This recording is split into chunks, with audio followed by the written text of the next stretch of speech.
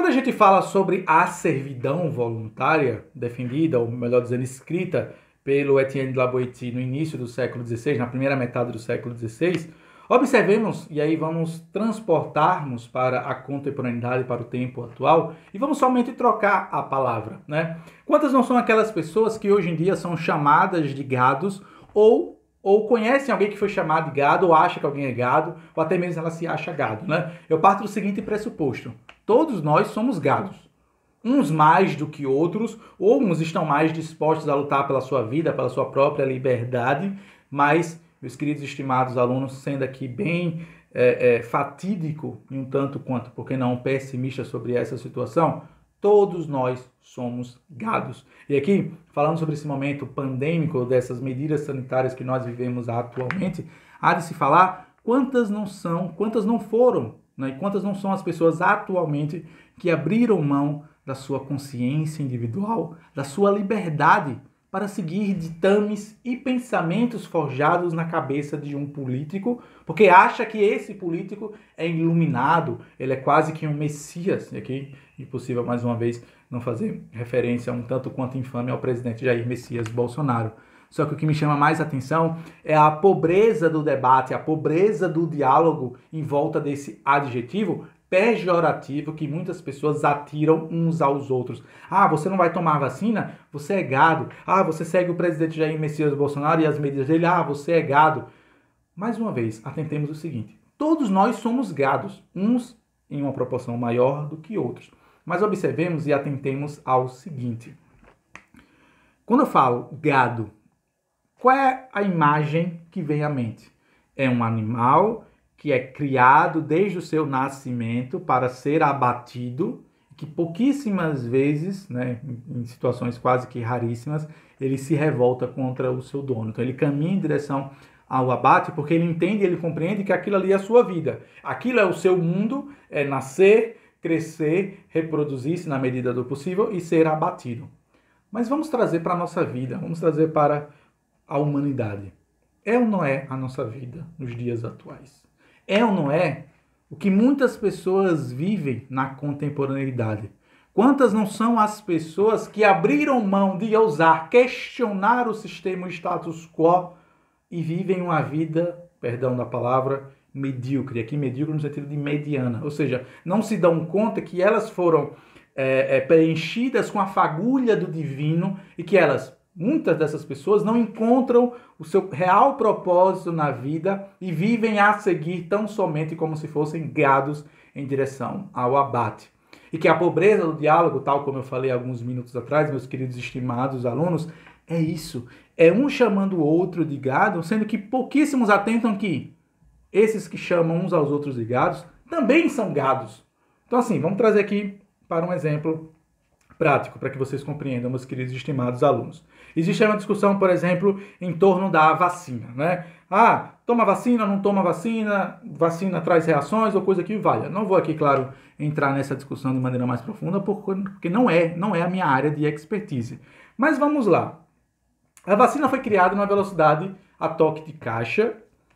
As primeiras vacinas saíram da China, o mesmo país de onde surgiu a doença, falando aqui, fazendo referência ao Covid-19, e que, não tanto quanto estranho que aqueles indivíduos que, porventura, não estou dizendo que não tomem vacina ou que tomem, cada um é livre para fazer o que quiser da sua vida e arcar com as consequências. Lembrando, deixar isso aqui bem claro, a filosofia política que eu acredito, a ideia do livre mercado, laissez-faire, compreende que você é livre para tomar as suas ações, mas seja responsável também pelas consequências, assuma as suas ações, assuma os seus atos.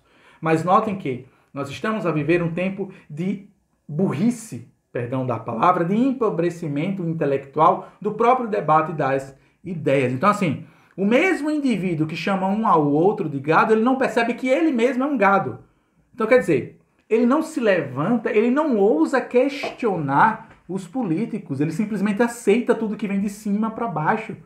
Bastemos observar o que está acontecendo em nosso país com a questão da economia. Qual era o discurso nos primeiros meses da pandemia? Não, fechemos todos os comércios, vamos cuidar da saúde e a economia a gente vê depois. Aí eu pergunto a vocês, a saúde, ela foi melhorada? Ela foi incrementada nessa época de pandemia? E aqui falando da minha experiência atual como um assessor parlamentar de um vereador aqui na cidade de Aracaju, eu posso atestar de maneira categórica que não. O SUS, a saúde, continua tão sucateada quanto era antes da pandemia. E eu digo ainda mais, que esse momento de pandemia foi utilizado por muitos políticos de mau caráter, políticos com mau caráter, para justamente se valer dos recursos públicos a nível federal para favorecer os seus amigos. E aí muitas das pessoas prostram-se de maneira quase que subserviente, servil de maneira voluntária a esses mesmos políticos que estão a dilapidar e depredar o patrimônio público, o erário público. Fazendo mais uma vez uma menção a um fato verificável por esse humilde professor, aqui em Aracaju, no ano passado, um indivíduo, inclusive essa foi uma denúncia, né, que eu levei ao vereador que eu presto serviços de assessoria aqui na cidade de Aracaju. O indivíduo ele foi destituído do poder do cargo porque ele havia desviado mais de R$200 mil do dinheiro do Fundo Municipal de Saúde para sua própria conta pessoal. O que se sabe até então, não se sabe, melhor dizendo, como é que esse indivíduo foi parar lá. E aí, em contrapartida, muitas são aquelas pessoas que aceitam os ditames autoritários de alguns políticos sem entender que muitos deles se valem justamente desse período para dominar, para cercear as pessoas, né? Então, assim, as mesmas pessoas que chamam umas às outras de gado, mais uma vez fazendo referência à servidão voluntária, claro, trazida pela Etienne de La Boétie no seu livro no século XVI, mas que eu não vejo distinção nenhuma da época que nós vivemos, não compreendem que nós vivemos em um ambiente onde todos nós estamos dominados por alguém. O celular que você tem em mãos, ou o celular que talvez você esteja assistindo essa minha aula, meus queridos e estimados alunos, ele é um olho que está sempre observando, e um microfone, e um áudio que está sempre observando aonde você vai, com quem você vai, o que você está fazendo, o que você está deixando de fazer.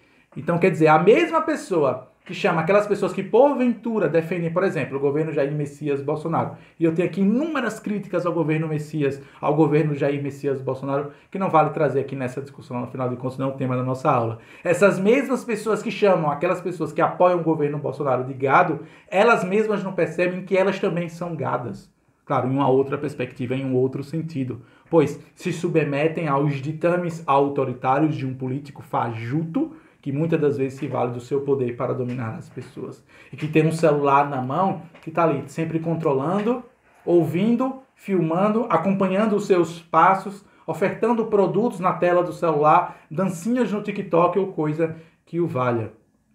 Um outro ponto, e aí eu caminho para a conclusão, meus queridos e estimados alunos, em definitivo, muitas das pessoas que chamam aquelas pessoas que defendem Bolsonaro, por exemplo, de gado, são as mesmas pessoas que defendem uma educação estatal, uma educação estatizante. E aqui falo com um pesar no coração. Sou professor com muito orgulho, amo a minha profissão. E acredito eu, inclusive, que eu tenho essa vocação e continuarei a ministrar aulas durante toda a minha vida, enquanto sobrar energia nos meus pulmões e sangue correr pelas minhas veias. Mas o sistema de educação atual que nós temos em nosso país e no mundo como um todo é nada mais do que criar gados. Gados, alunos que estão sendo levados ao abate. E aqui é impossível não fazer referência à música do Pink Floyd, Breaking the Wall, né?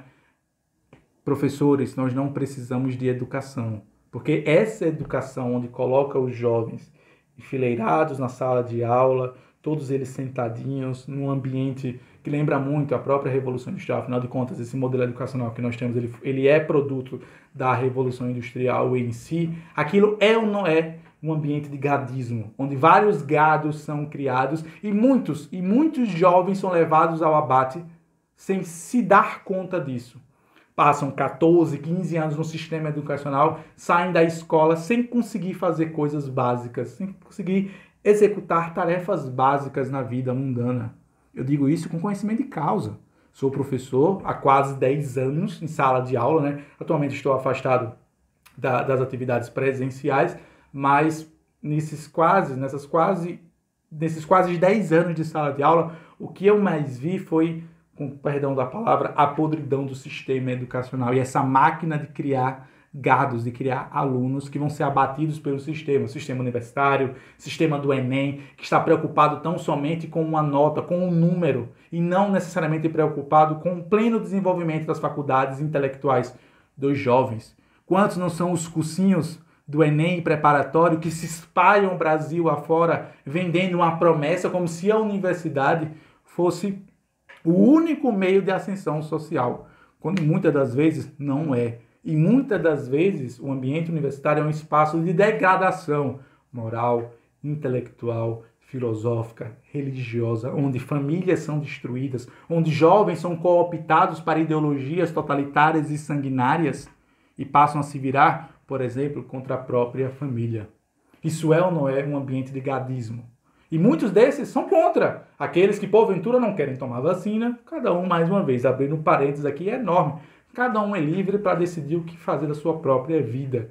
Mas que você tenha ciência que muitas das vezes você não está olhando para si mesmo. É o tal do complexo do Édipo, né? São poucas aquelas pessoas que olham para si mesmas, ou olham para si próprias, e não percebem a pequeneza diante dos problemas mundanos. E que todos nós, uns mais do que outros, tal como eu falei, meus queridos e estimados alunos, nós somos gados.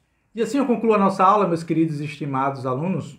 Espero que vocês tenham entendido a reflexão e compreendido o tema central aqui dessa nossa aula de hoje e refletirmos, e que possamos refletir, que todos nós somos gados, mais uma vez. Quero frisar isso aqui. Uns mais do que outros. É impossível aqui, claro, não fazer menção e não lembrar, acabei de me atentar a isso, é uma música do Zé Ramalho, né? Eu, ô vida de gado, povo marcado e povo feliz. E que, como todos nós somos gados, em uma certa medida, a reflexão que nós devemos fazer é como podemos exercitar de maneira ordeira, de maneira organizada, de maneira sistematizada, nossa própria vida, né? Eu penso que o que devemos fazer é encontrarmos a nossa vocação, descobrirmos a nossa vocação nesses tempos e trabalharmos diuturnamente para exercitá-la de forma a influenciar, impactar de maneira positiva as pessoas que estão ao nosso redor.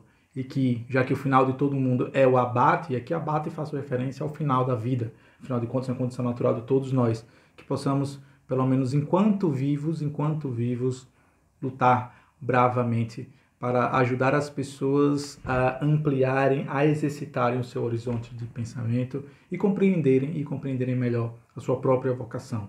Penso eu que deveria essa ser a missão primeira de toda e qualquer pessoa. 1. Descobrir a sua vocação. 2. Trabalhar diuturnamente para exercitá-la e impactar outras pessoas. E 3. Tentar viver uma vida boa, tentar viver uma vida justa, de forma que no futuro, quando você não mais estiver entre os vivos, que as pessoas possam lembrar de você, lembrar do seu nome e falar de maneira carinhosa e amistosa. Aí, o professor Leonardo não está mais entre nós, mas foi um indivíduo fantástico, que se dedicou, que deu sangue, que deu o labor do seu suor para, acredito eu, que minha vocação é ensinar. Então, ficaria muito feliz se no futuro as pessoas lembrarem de mim pelas minhas aulas, ou de lembrarem da minha humilde pessoa pelas explanações dessas nossas aulas que eu compartilho aqui vez ou outra.